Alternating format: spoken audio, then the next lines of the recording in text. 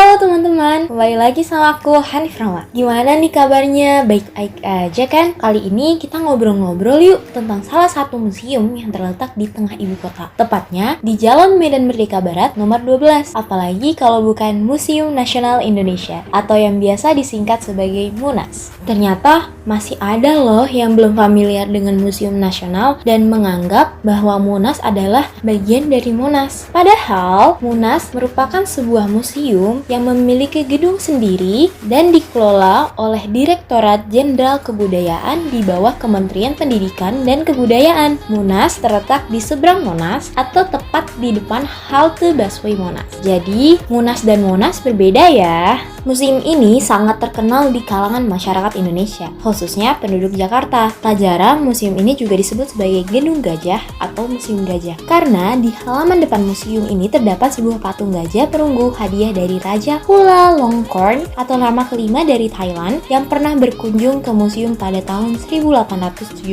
Kadangkala museum ini pun disebut sebagai Gedung Arca karena di dalam gedung memang banyak tersimpan berbagai jenis dan bentuk arca yang berasal dari berbagai periode. Museum Nasional adalah museum terbesar dan tertua di Indonesia maupun Asia Tenggara. Pada awalnya, museum ini bernama Batavia Askenos Kavankunsten and Wetenschapppen yang didirikan oleh para ilmuwan Belanda pada tanggal 24 April 1778. Hingga saat ini, koleksi yang dikelola oleh museum berjumlah 160 ribuan benda, terdiri atas 7 jenis koleksi, yaitu koleksi prasejarah, arkeologi, keramik, numismatik, dan heraldik, sejarah, etnografi, dan juga geografi. Museum Nasional terdiri dari 2 unit, yaitu Gedung Museum Nasional atau Unit A yang merupakan gedung cagar budaya yang menyimpan berbagai koleksi arca, serta Gedung Arca atau Unit B yang mulai dibangun sejak tahun 1996 dan diresmikan oleh Presiden Susilo Bambang Yudhoyono pada 20 Juni 2007. Konsep penataan pameran di Gedung Arca diberi tema keanekaragaman budaya dalam kesatuan, sebuah tema yang mencerminkan keanekaragaman kebudayaan bangsa sebagai modal bangsa. Pada Gedung Arca memiliki alur penataan yang didasarkan pada kerangka unsur-unsur kebudayaan. Gedung Arca memiliki 4 lantai. Lantai 1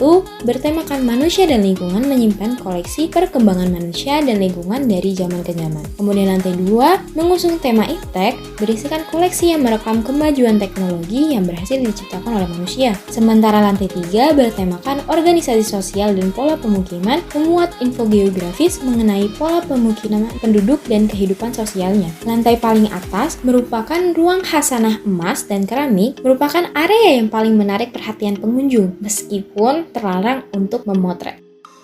Wah, gimana nih setelah dengar sedikit tentang Museum Nasional? Keren banget kan? Pasti dong. Aku sendiri amazed banget waktu pertama kali datang ke Museum Nasional Indonesia. Bener-bener worth it karena kita bisa lihat berbagai hal di situ. Apalagi penataan gedung B yang disesuaikan dengan unsur-unsur kebudayaan. Sebagai contoh, di lantai 2 tentang iptek terdapat etalase yang membahas aksara dan bahasa. Ada sebuah kalimat yang bener-bener menarik perhatian aku, yaitu mana yang lebih dulu dipelajari manusia, aksara atau bahasa? Tentu saja sebagai mahasiswa program studi bahasa yang pastinya mempelajari tentang pengantar linguistik, maka aku akan menjawab bahwa bahasalah yang lebih dahulu. Hal tersebut diperkuat dengan kasus sederhana, yaitu ketika bayi baru dilahirkan, hal yang pertama kali dilakukan adalah menangis. Menangis itu merupakan bahasa isyarat yang bisa dilakukan bayi loh. Baru setelah itu, ia akan mulai belajar mengenai bunyi suatu aksara dari bahasa yang digunakan oleh ibunya. Begitu pula dengan kasus pada masa prasejarah, di mana manusia saat itu belum mengenal tulisan. Ini jelas menunjukkan bahwa tingkat perkembangan kecerdasan manusia dimulai dari bahasa isyarat, bahasa lisan, kemudian baru bahasa tulisan. Sungguh pembahasannya menarik ya. Aksara dan bahasa di Indonesia yang dibahas di MUNAS terdiri atas Palawa, Nagari, Tamil, aksara Arab, aksara Tionghoa, hingga Latin. Selain itu, banyak bukti-bukti bersejarah seperti prasasti, buku-buku, hingga tulisan ramalan. Selain itu, di Museum Nasional kita juga dapat melihat pameran benda-benda yang berhubungan dengan unsur kebudayaan lainnya, seperti sistem religi yang ditunjukkan oleh benda-benda yang digunakan untuk upacara keagamaan, hingga miniatur tempat ibadah. Kemudian ada sistem dan organisasi masyarakat yang ditunjukkan pada miniatur rumah adat, alat tukar tradisional, dan sebagainya. Lalu ada iptek yang ditunjukkan oleh pengetahuan astronomi, alat-alat navigasi, globe, hingga peta pada zaman dahulu. Tak lupa kesenian yang ditunjukkan oleh alat musik tradisional, permainan tradisional, baju adat, dan sebagainya. Selain itu, juga terdapat sistem mata pencaharian hingga hingga perkembangan teknologi juga loh. Jadi Museum Nasional itu bener-bener kayak kantongnya Indonesia, serba ada.